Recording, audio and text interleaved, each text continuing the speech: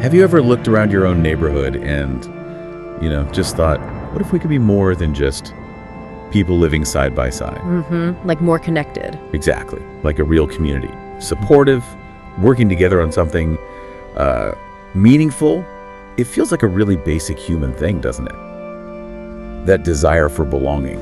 It really does. Purpose beyond just our own lives. Well, today on The Deep Dive, we're exploring an initiative that seems designed for exactly that. It's called Neighborhood Family Conferences for Community Building. Right.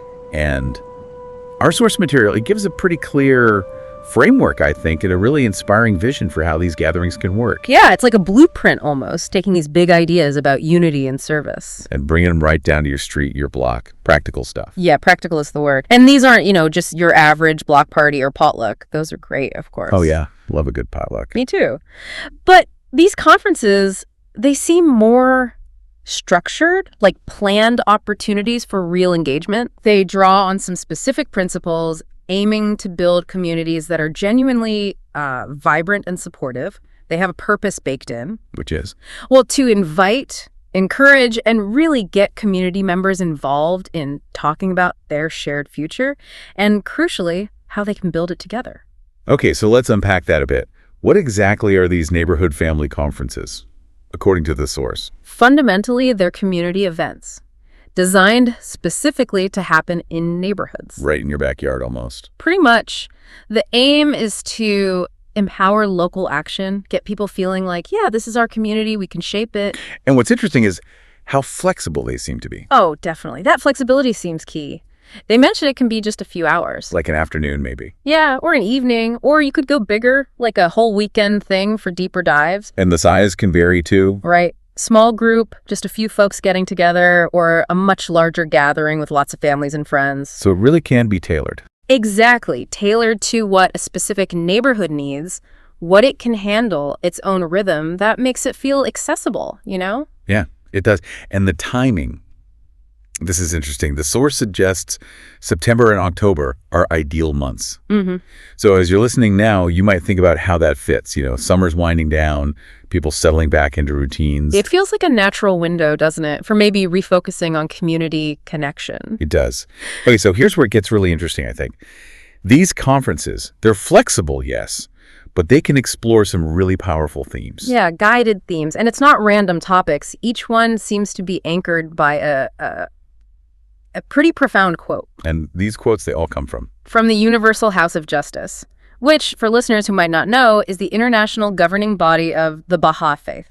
Okay, so that context is important. It is, because it shows these themes aren't just plucked out of thin air. They're rooted in a specific foundational vision for humanity, for society. They encourage deep thinking about the why behind building community. Got it. So let's dive into the first theme then. This sounds like a big one. Bahá'u'llah's vision for humanity. It is a big picture vision, yeah. And the quote is, "The world is moving towards unity, albeit haltingly and often painfully. Bahá'u'llah's vision of humanity as one people and the earth as their common homeland provides the framework for the future." What's really striking there is, well, first, it acknowledges the struggle, right? Haltingly and often painfully. It's realistic. Yeah, it doesn't gloss over the difficulties. No, but then it offers this powerful, hopeful direction. Baha'u'lláh, the founder of the Baha'i faith, his vision is humanity as one people and the earth as our common homeland. One people, one home. That's the framework. It's fundamental. It suggests that underlying all our differences, there's this shared identity, this shared home, and that's really the bedrock for any real community building, even just on your block. So how does that translate, like in a neighborhood conference? Well, you might consciously design activities, say, that break down barriers. Maybe a facilitated chat where newcomers share traditions with longtime residents, fostering that understanding, that sense of shared belonging. It's such an expansive idea, though. So for you listening, how does a small gathering even start to embody something so vast? Maybe it begins simply. Recognizing that shared humanity in the person next door, even if you barely know them. Just seeing past the surface differences. Exactly. To that underlying unity. It's a perspective shift. Definitely challenging, but potentially really rewarding. Okay, let's move to the second theme. This one focuses on education, but maybe not in the way we typically think of it. Right, it's broader, more holistic. The quote is, At the heart of the community building process lies a system of education that seeks to release the potential within every soul. Through children's classes, junior youth groups, study circles, and devotional gatherings, individuals and families are empowered to live lives of service to humanity. See, it's about releasing the potential within every soul. That's huge. Much more than just academics. Way more. It includes spiritual, moral, intellectual development, all aimed at preparing people not just for themselves, but for service to humanity. And it lists specific activities. Yes. Children's classes nurturing young minds and hearts, junior youth groups helping those tricky preteen years, building moral clarity, study circles for adults. For deeper understanding. Exactly. And devotional gatherings to build that shared spiritual life. They're seen as connected paths, all leading toward empowering people for service. So you might see like a junior youth group that starts after one of these conferences deciding to clean up a local park. Precisely. That's learning through action, empowering them to see themselves as agents of change. And what really stands out to me is that it includes everyone, all ages. Yeah, it's not just about kids. It's continuous learning, spiritual growth for adults too, an intergenerational thing. Creates a community where everyone's learning, everyone's contributing. A learning community, exactly. Okay, theme number 3 feels very practical. Building vibrant communities. How do they actually become vibrant? This brings it right down to earth. The quote says, "In neighborhoods and villages across the world, families are gathering with friends and neighbors to nurture bonds of unity and to build communities characterized by mutual support, spiritual growth, and collective action." So the key elements are right there. Mutual support, spiritual growth, and collective action. That's what makes a community vibrant, according to this. And it emphasizes families, friends, neighbors, actively nurturing those bonds. Actively.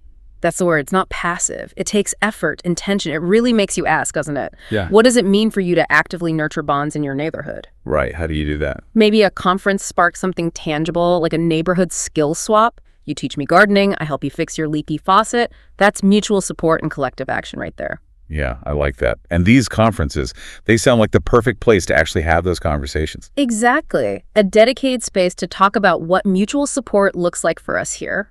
What collective action could we take? How can spiritual growth enrich our shared life? Moving from just wanting it to actually planning it. Concrete planning. Okay, 4th theme. Contributing to social transformation.